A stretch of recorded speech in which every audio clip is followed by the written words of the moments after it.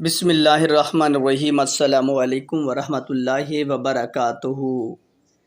قیس رضی اللہ تعالیٰ عنہ کہتے ہیں کہ ایک مرتبہ حضرت صدیق اکبر رضی اللہ تعالیٰ عنہ خطبہ ارشاد فرمانے کے لیے کھڑے ہوئے تو اللہ تعالیٰ کی حمد و ثنا کرنے کے بعد فرمایا، اے لوگو تم اس آیت کی تلاوت کرتے ہو، اے ایمان والو تم اپنی فکر کرو، اگر تم راہ راست پر ہو تو کوئی گمراہ شخص تمہیں نقصان نہیں پہنچا سکتا۔